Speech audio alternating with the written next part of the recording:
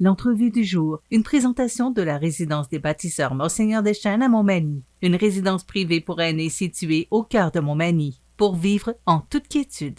La résidence des bâtisseurs Monseigneur Deschênes à Montmagny, une résidence privée pour aînés située au cœur de Montmagny. Personnel compétent, service 24 heures sur 24, infirmière, entrée sécuritaire contrôlée et plus encore. La résidence des bâtisseurs Monseigneur Deschênes pour vivre en toute quiétude. Mon prochain invité, quand il arrive, on se jase tout le temps parce que on se voit. Mais là, la dernière fois qu'on s'est vu. Ça fait pas longtemps, là? Ben oui, parce qu'on partait tous les deux en vacances. Oui. Bonjour, Bernard. Bon matin, bon matin. Bernard Généreux, député fédéral de Montmagny-Ilek, Kamouraska-Rivière-du-Loup. Comment ça va? Ça va très bien.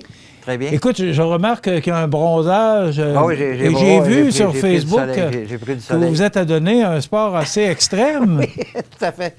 J'aime les sports extrêmes. Oui. Et bon, il faut dire que c'est... Est-ce qu'on peut dire que c'est un sport extrême? Ben, parce que, comment on appelle ça d'abord? Ça s'appelle du flying board. Du flying board, parce que tu voles littéralement. C'est comme une planche, mais avec des jets d'eau en dessous. Là. Donc, ça permet d'être complètement expulsé hors de l'eau.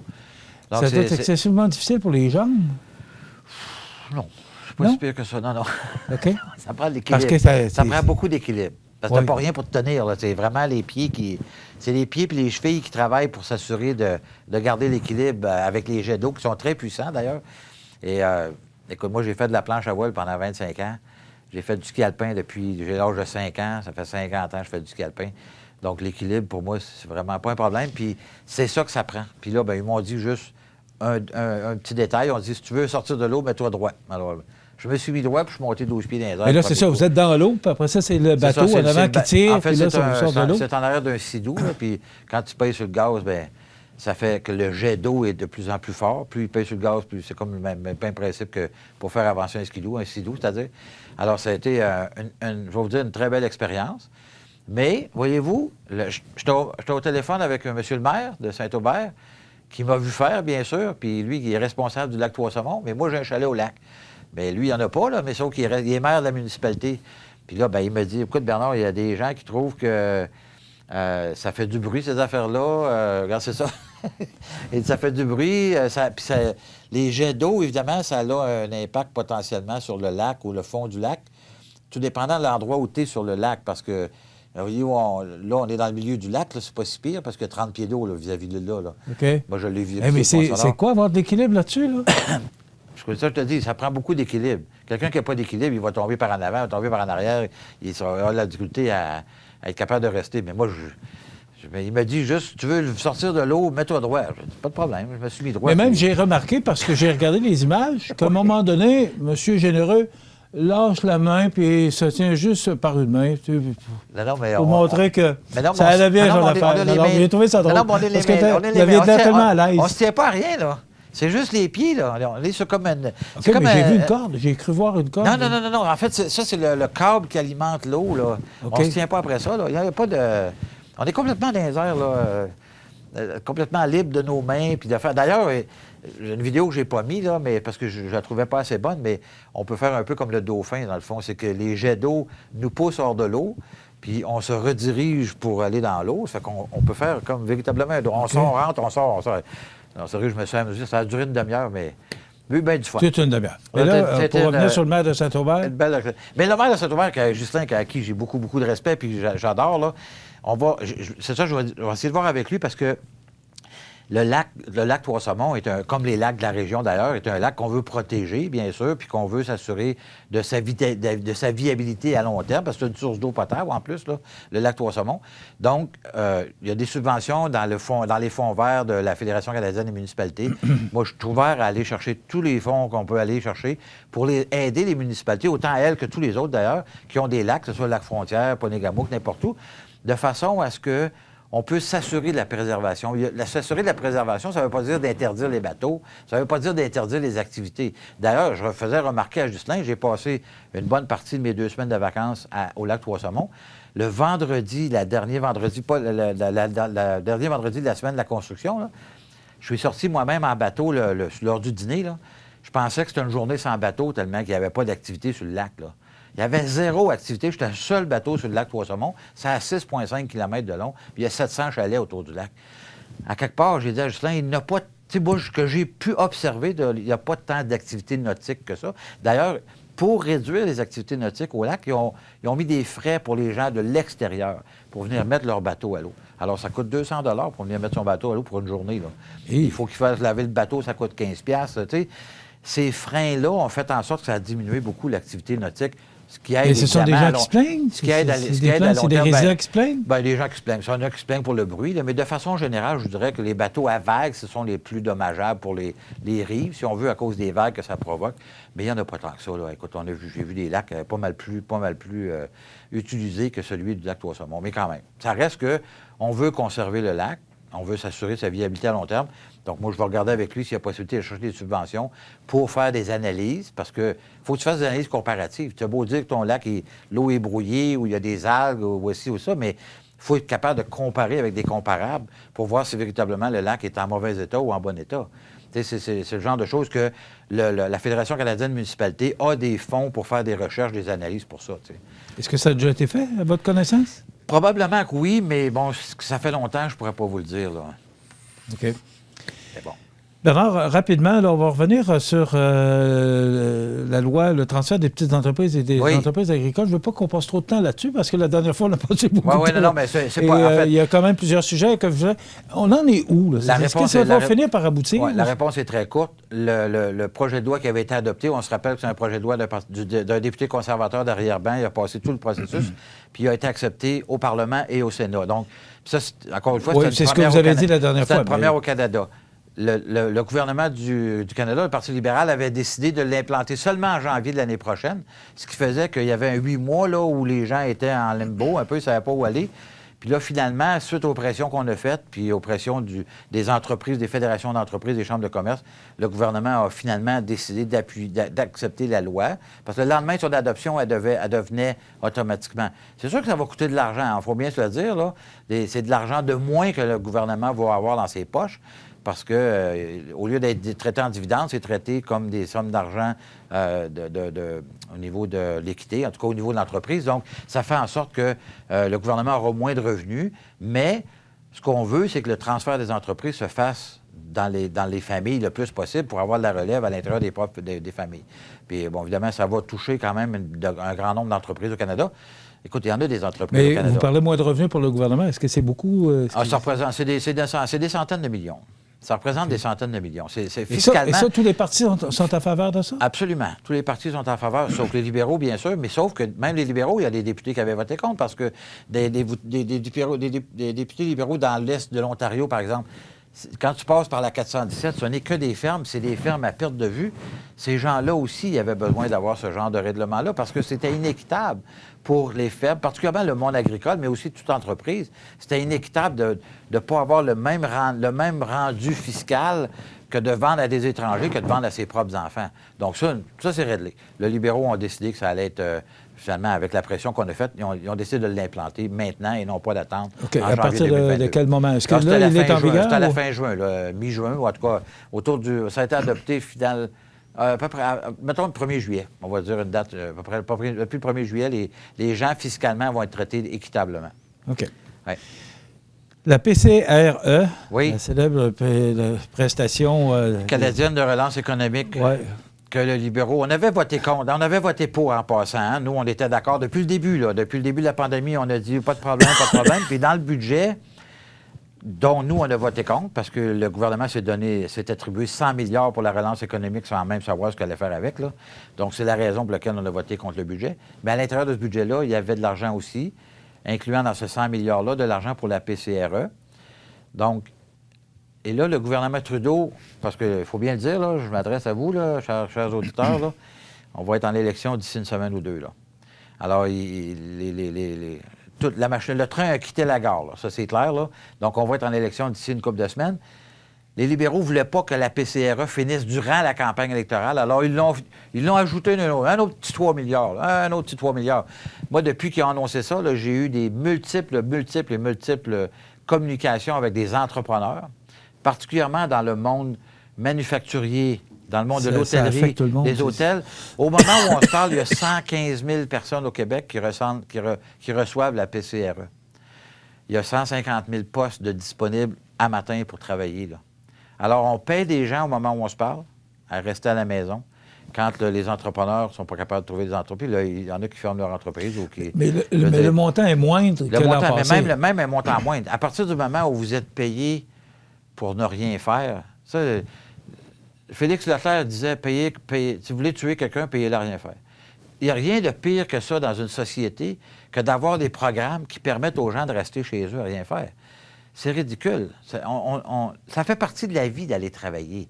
Puis là, je ne suis pas en train de dire que les gens sont lâches. Ce que je suis en train de dire, c'est que dans la mesure où la pandémie a pris une place importante dans nos vies depuis 1 an et demi, à un moment donné, il faut qu'on reprenne tout le monde.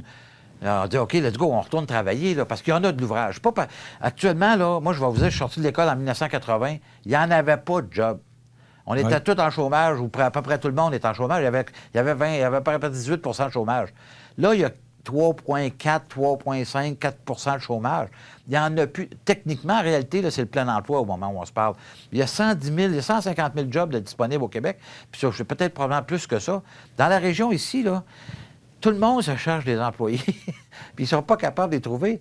Puis il y a des gens qui reçoivent dans la région ici la PCRE, puis ils sont à la maison, puis ils ne travaillent pas. Ils travaillaient, ces gens-là, avant, là, s'ils reçoivent la PCRE, là. Alors, il y a comme une espèce de non-sens. Puis le non-sens, il vient du fait que M. Trudeau, ou bien dimanche cette semaine, ou bien dimanche l'autre semaine, là, on passe du 8 au 15, là, ils vont déclencher des élections. Bon, puis il voulait s'assurer que durant les élections, la PCRE soit encore en vigueur. Alors, il a juste pris 3 milliards dans son budget, puis il a décidé de mettre ça là. Quand les employeurs n'ont pas capable de trouver des employés, ça n'a pas de sens, là. Bernard, expliquez-moi. On serait supposé d'avoir des élections à date précise. Oui. Qu'est-ce qui fait que M. Trudeau peut déclencher des élections alors qu'on a voté pour le fait d'avoir autant au provincial qu'au fédéral? Moi, je veux que vous nous expliquiez ça aujourd'hui. Comment ça qu'il peut déclencher... Oui, il y a un gouvernement minoritaire. Oui, il a le droit de le faire. Mais comment ça, s'il y avait une loi, s'il y a des dates, s'il y a des élections à des dates précises, pourquoi qu'il peut déclencher, alors qu'il reste à peu près 2 ans, là, pourquoi il peut déclencher des élections? Expliquez-nous, pour que les gens comprennent bien, parce que 55 des Québécois ne veulent pas d'élections. Non, absolument pas. Au Canada, je ne le sais pas. Moi, je sais qu'au Québec, moi, le premier, il y a des choses qui pressent autrement plus qu'une élection. Absolument. Mais dites-moi pourquoi... dans l'histoire canadienne, il faut comprendre que la façon dont la démocratie canadienne fonctionne, le peuple canadien va aux urnes normalement une fois environ 4 ans. Mais ce n'était pas dans une loi effective avant l'ère Harper, où M. Harper nous avons mis en place une loi électorale qui fait en sorte que c'est une loi, les élections à date fixe. La raison pour laquelle ça a été mis en place, c'est que, évidemment, on sait qu'il y a des élections municipales, on sait qu'il y a des élections provinciales, et il y a des élections fédérales, et même dans certains cas, ailleurs au Québec, au Canada, c'est des élections aussi scolaires. Donc, ça fait beaucoup d'élections. Donc, on voulait être capable de mettre un calendrier de façon à ce qu'on puisse, à la fois dans les provinces et à la fois dans les municipalités, pour pas qu'on soit en élection en même temps. D'ailleurs, si on déclenche l'élection... S'ils déclenchent l'élection en fin de semaine, mettons dimanche ou dimanche prochain, l'élection à l'île du Prince-Édouard ne sera pas terminée, puis on va se lancer dans l'élection fédérale. Mais la décision d'un gouvernement ou d'un premier ministre, c'est la décision ultime d'un premier ministre de déclencher des élections, malgré qu'il y ait une loi, parce qu'au moment où on se parle, on est dans un gouvernement minoritaire. Un gouvernement minoritaire, ça veut dire que dans notre démocratie, nous, les conservateurs, le NPD, le Bloc québécois, le Parti vert, les indépendants, les 5 autres organes politiques pourraient dire au gouvernement, vous ne faites plus la job, nous, on vote contre le budget, mettons. Alors, en faisant ça, c'est ce qu'on appelle des votes avec incidence électorale. Donc, inévitablement, ça déclenche une élection, c'est automatique. Et là, on comprend. Là, on comprend que l'opposition dit au gouvernement, vous n'avez pas fait la job, dehors. Mais c'est pas le cas, là. C'est pas le cas au moment où on se parle. Sauf Alors, pourquoi il défie la loi? Il y a une loi. Il défie la loi. Mais en même temps, c'est une prérogative dans une démocratie comme la démocratie canadienne, dans le système britannique. Donc, ça donne quoi d'avoir voté une loi pour mettre des élections fédérales à date précise? L'idée, c'est qu'à partir du moment où on a des gouvernements majoritaires, il va y avoir la date de l'élection, quand on vient de la gagner, on sait déjà la date de la prochaine. Alors, c'est comme ça que ça crée un calendrier qui est beaucoup plus facile à respecter pour les parlementaires, pour le monde fonctionnaire, etc. Là, on voit... M. Trudeau, au moment où on se parle, je suis d'accord avec toi, les Québécois n'en veulent pas l'élection.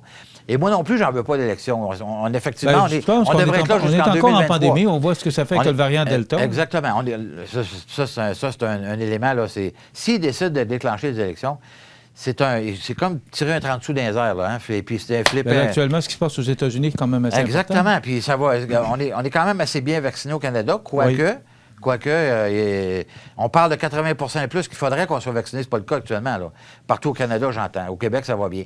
En tout cas. Mais tout ça pour dire que la prérogative d'un premier ministre dans nos démocraties à nous, là, c'est qu'il a droit de déclencher l'élection, même avec une loi qui est déjà votée, de déclencher les élections au moment où il veut. Même s'il était majoritaire à la rigueur, il pourrait changer. Il pourrait même décider de défier la loi. C'est comme ça que notre démocratie fonctionne. Mais c'est difficile à comprendre. Pourquoi on a voté une loi qu'on passe à côté de la loi? Mais les gouvernements minoritaires au Canada précédents, il y a une moyenne d'environ 1 an et demi. Ça va faire 2 ans au mois d'octobre. On est à 1 an, 3 quarts, là, à peu près. Là. Donc, c'est pas anormal que dans le... Non, je comprends, mais on n'est pas... Actuellement, on n'est pas dans une situation à renverser le gouvernement, parce que vous avez voté contre le budget. Le gouvernement est encore là. Non, pourquoi? Parce que le Bloc québécois a voté pour, là. Le Bloc québécois qui disait qu'il voulait absolument avoir des 110 $ par mois pour les 65 ans et plus, et non pas à partir de 75 ans. Ils ont voté pour le budget, même si c'était pas dedans. À quelque part, ça prend, tu sais, je veux dire, faut que tu respectes tes propres principes. Là. Quand tu te bats pour quelque chose puis qui n'est pas dans le budget, tu ne devrais pas voter pour. Le Bloc québécois a voté pour. Regarde, c'est leur choix, eux autres. Là. Parlant de Bloc québécois, vous savez qu'il y a une annonce, matin, Simon Bérubé. Je viens d'apprendre ça. Connaissez-vous? C'est ma TV. Pas du tout. Je n'ai jamais vu de ma vie, je pense. Okay. Je ne sais pas où est-ce qu'il était journaliste, là, mais il est originaire de Saint-Paul. Moi non plus, je ne connais pas, mais c'est dans le communiqué de presse. Moi, je ne le connais pas. Là, il fait l'investiture. Il va se présenter pour l'investiture du Bloc québécois dans le comté, mais... Très heureux. Très heureux. C'est ça, la démocratie. Moi, je n'ai pas de problème avec ça, mais d'aucune façon. D'ailleurs, j'ai hâte de savoir c'est qui sera dans le candidat libéral aussi, puis le NPD. Mais ça, là, écoute, ça va être ma 5e élection. En 10 ans, en 11 ans, là. Tu sais, en 11 ans. Ça fait pas mal une élection. Ça commence à faire une élection pas mal aux 2 ans, ça, là. Quand on prend le temps de compter, là. Mais la démocratie canadienne a de cette beauté qu'on doit, dans un contexte politique ou dans un contexte d'une campagne électorale, on doit présenter des idées. On doit présenter nos visions. On se doit de présenter nos principes. Et je vais vous dire, j'ai hâte, mais très hâte de pouvoir débattre de ça parce que M. Trudeau s'est servi de la pandémie pour doubler la dette, littéralement doubler la dette du Canada en l'espace d'1 an et demi. Alors, imaginez-vous, là, on va avoir 1,4 milliard de dettes. Et 1 milliard, c'est pas un milliard. 1 billion. 1 billion 400 milliards de dettes. C'est 1000 milliards. C'est ça, c'est 1000 milliards plus 400 autres, là. Donc, le poids de la dette, là, il va être épouvantable à soutenir dans le futur. Et on investit 5 milliards dans le renflouement de Terre-Neuve-Labrador. There you go. Tu sais, je veux dire, écoute, depuis une semaine, il est tombé alors du ciel. C'est une des provinces qui dépense le plus. Il est tombé du ciel 20 milliards. M. Trudeau a annoncé 20 milliards de dépenses depuis une semaine et demie. Là. Alors, là la valve est ouverte. Ça sort gros de même dans le tuyau. C'est let's go, il n'y en a pas de problème. M. Trudeau, il est millionnaire. OK? Il est millionnaire personnellement. Il y a une fortune en arrière de lui. Il a hérité de son père et de son grand-père, qui en passant était dans le pétrole. Ceci dit, il est riche. Moi, je vais vous dire, la journée qu'il va perdre ses élections, s'il perd ses élections cet automne, là, il va être dehors du Parti libéral. Là. Ils ne le garderont pas là, c'est sûr. Il ne peut pas avoir 2 élections minoritaires en restant en chef. Là. Il va s'en aller chez eux, lui, là, tout penaud, là, millionnaire, pas de problème. Il n'en a jamais payé de facture. Il n'y en aura pas de problème. Mais nous, là, nous, les consommateurs, puis les citoyens canadiens puis québécois, il va falloir qu'on la paye, la dette, après, là. Je vais vous dire une affaire, là. Prenez le temps, puis là, je m'adresse à vous, là. Prenez le temps d'analyser ça comme il faut, là, quand vous allez voter, parce qu'il est encore à 35-36 % au Québec, là. Il vous a donné de l'argent, puis c'était correct, puis on a tous voté pour que tout le monde ait de l'argent, là. C'est pas une faveur de M. Trudeau, là. C'est tout le monde, c'est la démocratie canadienne qui vous a donné de l'argent ou qui a avancé de l'argent pour les entreprises, pour les personnes, pour passer à travers la pandémie. La pandémie, là, on est à 80 % terminé, 90 % là, en espérant que le variant ne nous touchera pas trop au Canada. Mais la réalité, là, c'est qu'après cette pandémie-là, là, on va rester avec une dette énorme, puis qu'il va falloir qu'on la paye, mais surtout qu'on paye les intérêts qui vont représenter l'équivalent de ce qu'on a investi dans le domaine de la santé au Canada, là. Fait qu'on se plaint des systèmes de santé, qu'on n'a pas ci, qu'on n'a pas ça, là. bien là, la dette, l'intérêt sur la dette va représenter l'argent qu'on devrait normalement investir dans le monde de la santé, imaginez. Alors, on n'est pas d'en parler pendant votre campagne. On n'est pas sorti du bois. Puis s'il faut qu'on en remette encore Trudeau pendant encore peut-être ou bien 2 autres années pour un autre gouvernement minoritaire, en passant, ça coûte 500 millions faire des élections au Canada, là. Donc, c'est un autre 500 millions qu'on met dans le feu, là. Si on est pour faire ça puis qu'on retourne dans un gouvernement minoritaire libéral, on va vous dire une affaire, la valve va continuer à couler, là. L'argent va sortir. C'est ça qu'on est capable de faire, les libéraux. Donner de l'argent, donner de l'argent, donner de l'argent. Bernard, on vous donne 25 minutes d'entrevue, mais là, je pense qu'il va falloir en donner plus. En passant, là... Parce qu'on a pris 2 sujets sur toute l'ensemble. En passant, je viens d'apprendre que tu as 65 ans. Tu sais que tu n'auras pas le droit d'avoir le 500 $ que M. Trudeau a promis aux gens de 75 ans et plus. Si tu savais le nombre de personnes qui ont communiqué avec nous autres, qui sont en joie le vert, en mot t'as dit, là. Bip, OK, va comme ça, là. Écoute, c'est innombrable. C'est une quantité incroyable de gens. Puis qu'on a appelé. Bien, je venais tout juste d'avoir 65 ans quand tu as fait l'annonce. Alors, je me suis demandé pourquoi que. Ben oui. Mais en tout cas, c'est ça pour dire. C'est ça pour dire que tu n'auras pas le droit de recevoir. Vous savez que ça s'appelle le chèque de la sécurité de la vieillesse. Oui, mais... Alors, à 65 ans, je ne me sens pas encore... Non, je ne me sens pas encore vieux. C'est moi non plus. D'ailleurs, je vais en avoir 60 l'année prochaine, mais j'ai l'impression d'en avoir 30. Mais au-delà de ça, là, il a créé 2 classes d'aînés, littéralement, au Canada. Les 75 ans et plus et les 65, 70. En tout cas, jusqu'à preuve du contraire, l'âge d'or, ça commence à 65. Là. Même pas, c'est 55. Bernard, on aura l'occasion d'en reparler au cours de la campagne électorale, si campagne électorale il y a, parce qu'elle n'est pas déclenchée encore. Avant, parce qu'il reste 3 minutes. Oui. Je voulais parler de ce dépliant-là que vous avez fait parvenir par la Poste. Pourquoi? Pourquoi? Parce que, bon, vous... Prenez un instant pour indiquer à quoi ressembleront vos vacances. C'était quoi l'idée de l'idée de ça? Je ne sais pas si vous l'avez vu, mais regardez, je pense que c'était par la Poste que ça a été, été envoyé. Donc, je trouvais l'idée quand même bonne, mais est-ce que vous croyez vraiment que les gens vont vous faire parvenir la réponse? Annie me regarde, là. Okay. Je peux vous dire, les gens nous répondent. Puis d'ailleurs, c'est... Est-ce qu'on a Annie Francaire ici, la directrice générale, qui est avec nous? Quand vous écrivez, mesdames et messieurs, quand vous écrivez aux députés, vous avez pas besoin de mettre de timbre. Alors, vous venez de sauver une pièce en passant, là, déjà en partant, mais l'idée, c'est que quand on envoie des documentations comme celle-là, on appelle ça des envois massifs dans le monde politique, là, des envois massifs de façon à permettre aux gens de pouvoir écrire à leurs députés.